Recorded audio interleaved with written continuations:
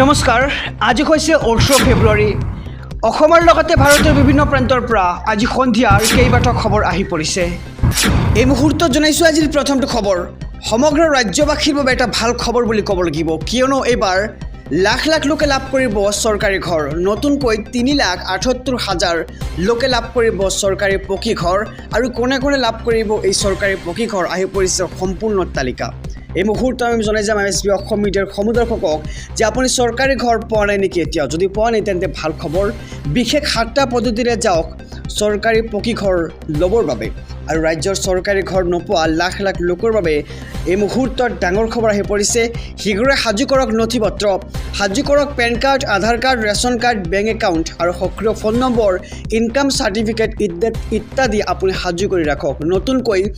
3,88,000 লোকে লাভ কৰিব চৰকাৰী ঘৰ আৰু চিন্তা আঁতৰাই চৰকাৰে বৃহৎ ঘোষণা দৰিদ্ৰ হিতাধিকাৰীৰ বাবে কোনে কোনে লাভ কৰিব চৰকাৰী পকী ঘৰ এই 7টা পদ্ধতিৰে আপুনি যাওক চৰকাৰী পকী ঘৰৰ বাবে এক নম্বৰত কৈছে আপুনি যদি ঘৰ পোৱা নাই এখন মাত্ৰ ফটো তুলি লাভ কৰিব চৰকাৰী ঘৰ 2 নম্বৰত কোৱা হৈছে মোবাইলৰ এখন ফটো আৰু আধাৰ কাৰ্ড থাকিলে লাভ কৰিব বিনামূলীয়া চৰকাৰী পকী ঘৰ 3 নম্বৰত কোৱা হৈছে আধাৰ নম্বৰৰ জৰিয়তে PM আৱাস যোজনাৰ পৰ্টেলত আবেদন কৰিব লাগিব আপুনি 4ৰ্থ নম্বৰত কোৱা হৈছে 15,000 টকা মাহিলী আয় হ'লেও আপুনি লাভ কৰিবলৈ সক্ষম হ'ব বিনামূলীয়া চৰকাৰী ঘৰ আৰু 5ম নম্বৰত কোৱা হৈছে দুচকীয়া বাহন থাকিলেও আপুনি লাভ কৰিব বিনামূলীয়া ঘৰ 6ৰ্থ নম্বৰত কোৱা হৈছে 5 একৰ পৰ্যন্ত মাটি থাকিলেও আপুনি লাভ কৰিবলৈ সক্ষম হ'ব বিনামূলীয়া ঘৰ 7ম নম্বৰত কোৱা হৈছে জিঅ' টেগিং কৰি থোৱা প্ৰতিটো দুখীয়া পৰিয়ালে পাব চৰকাৰী ঘৰ আৰু আপুনি যদি লাভ কৰে চৰকাৰী ঘৰ তেন্তে ভাল খবৰ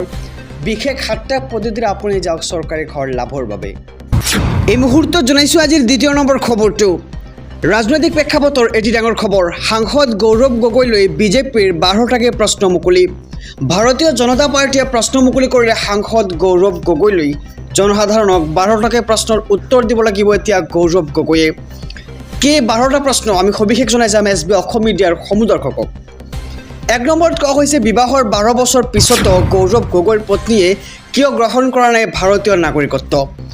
2 নম্বৰ প্ৰশ্নটো হৈছে গৌৰৱ গগৈৰ সন্তানে ভাৰতীয় নে ব্ৰিটিছ পাছপোৰ্ট ব্যৱহাৰ কৰে 3 নম্বৰ প্ৰশ্নটো হৈছে গৌৰৱ গগৈৰ পত্নীয়ে পাকিস্তান চৰকাৰৰ কোনো বিষয়াক সাক্ষাৎ কৰিছেনে 4 নম্বৰ প্ৰশ্নটো হৈছে এলিজাবেথে সিনেটৰ টম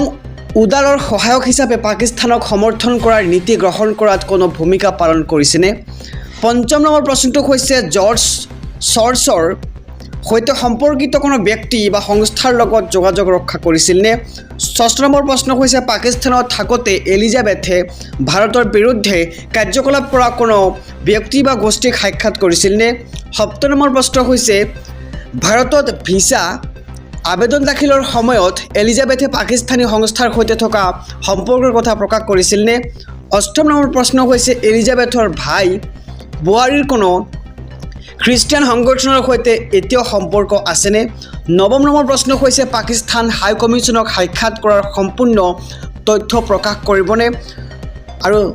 10 নম্বৰ প্ৰশ্ন হৈছে পাকিস্তান হাই কমিছনৰ লগত হোৱা সাক্ষাতৰ তথ্য ভাৰত চৰকাৰৰ বা কংগ্ৰেছ দলক জনাইছিলনে 11 নম্বৰ প্ৰশ্ন হৈছে পাকিস্তান হাই কমিছনক সাক্ষাৎ কৰাৰ পাছতে ভাৰতীয় সেনা সম্পৰ্কীয় বিষয়ত আপুনি সংসদত যি প্ৰশ্ন উত্থাপন কৰিছিল তাৰ প্ৰকৃত উদ্দেশ্য কি আছিল আৰু শেষৰ প্ৰশ্নটো হৈছে যে আপোনাৰ NGO ফ্ৰাম 2 ফুটে জৰ্জ চৰ্জৰ বা খ্ৰীষ্টিয়ান সংগঠনৰ পৰা কোনো ধৰণৰ আৰ্থিক সহায় লাভ কৰিছিলনে আৰু এই 12টা প্ৰশ্নৰ উত্তৰ দিব লাগিব এতিয়া গৌৰৱ গগৈয়ে আহিছোঁ পৰৱৰ্তী খবৰৰ মাজলৈ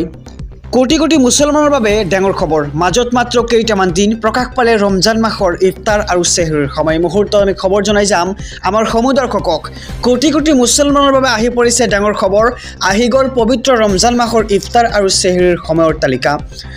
অহা 2 মাৰ্চৰ পৰা আৰম্ভ হ'ব মুছলমানসকলৰ ৰোজা আৰু কোন দিনা কোন সময়ত হ'ব কৰিব চেহৰী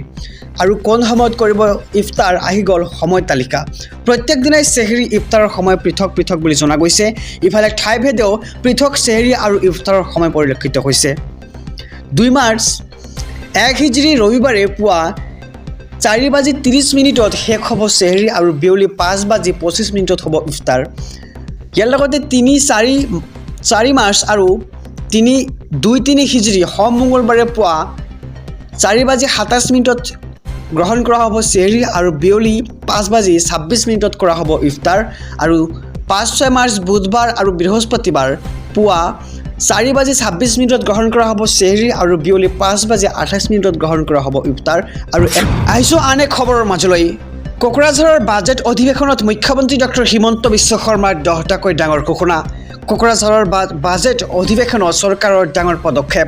BTRৰ বাবে চৰকাৰে আনিলে কেইবাটাও ভাল খবৰ 2027 চনত ওদালগুৰিত এখন চিকিৎসা মহাবিদ্যালয় স্থাপন কৰা হ'ব ভূটানৰ গেলেফু মাইণ্ডফুল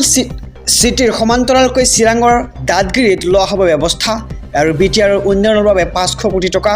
BTRৰ পথ নিৰ্মাণৰ বাবে বৃহৎ পেকেজ ঘোষণা কৰিছে মুখ্যমন্ত্ৰী ডক্টৰ হিমন্ত বিশ্ব শৰ্মাই কাৰ্বি আংলঙত পথ নিৰ্মাণৰ বাবে 2500 কোটি টকাৰ পেকেজ ঘোষণা কৰা হৈছে ডিমাহাছাওত পথ নিৰ্মাণৰ বাবে 100 কোটি টকাৰ পেকেজ ঘোষণা কৰা হৈছে লগতে কোকৰাঝাৰৰ পৰা আজিৰ বিধানসভাত একতাৰ বাৰ্তা দিয়া হ'ল আজিৰ এই দিনটোত ঐতিহাসিক দিন আখ্যা দিছে মুখ্যমন্ত্ৰী ডক্টৰ হিমন্ত বিশ্ব শৰ্মাই BTRত থকা অনাবৰৰ উন্নয়নৰ বাবে কাম কৰি যোৱাৰ আশ্বাস মুখ্যমন্ত্ৰী ডক্টৰ হিমন্ত বিশ্ব শৰ্মাৰ আৰু বড়ো আৰু অনাবৰৰ মিলনৰ ৰূপ হিচাপে পৰিণত হওক বড়োলেণ্ড BTRত অসম বিধানসভালৈ আহিব পৰা ৰাজনৈতিক জীৱনৰ অন্যতম সফলতা বুলি প্ৰকাশ কৰিছে মুখ্যমন্ত্ৰীগৰাকীয়ে আৰু কোকৰাঝাৰৰ বাজেট অধিৱেশনত চৰকাৰৰ ডাঙৰ ঘোষণা BTRৰ বাবে চৰকাৰে আনিলে কেইবাটাও ভাল খবৰ আহিছোঁ পৰৱৰ্তী খবৰৰ মাজলৈ লাখ লাখ মহিলাৰ বাবে ডাঙৰ খবৰ শীঘ্ৰে আত্মসহায়ক গোটৰ মহিলাই লাভ কৰিব চৰকাৰৰ বিশেষ উপহাৰ আত্মসহায়ক গোটৰ লাখ লাখ মহিলাৰ বাবে আহি গ'ল ভাল খবৰ ফেব্ৰুৱাৰী আৰু মাৰ্চ মাহত আত্মসহায়ক গোটৰ মহিলাই লাভ কৰিব ধন বাছনিভুক্ত প্ৰতিগৰাকী মহিলালৈ বেংক একাউণ্টত দিয়া হ'ব 10,000 টকা বাছনিভুক্ত প্ৰতিগৰাকী মহিলাই লাভ কৰিব 10,000 টকা নিজৰ বেংক একাউণ্টত ইতিমধ্যে সম্পন্ন হৈছে নথিপত্ৰ ভেৰিফিকেশ্যনৰ কাম আৰু 40 লাখ মহিলাই ইয়াৰ বাবে কৰিছিল আবেদন প্ৰথম পৰ্যায়ত 10,000 দ্বিতীয় পৰ্যায়ত 25,000 আৰু তৃতীয় পৰ্যায়ত 50,000 টকা শীঘ্ৰেই লাভ কৰিব লাখ লাখ মহিলাই আৰু এমাহৰ ভিতৰত সাৰ্ভে সম্পূৰ্ণ হোৱাৰ পিছতে লাভ কৰিব এই ধন আৰু ভাল কাম কৰিলে পুনৰ বৃদ্ধি পাব ধনৰ পৰিমাণ প্ৰথমে লাখপতি আৰু তাৰ পিছতেই মহালাখপতি হ'বলৈ মহিলাসকলক পৰামৰ্শ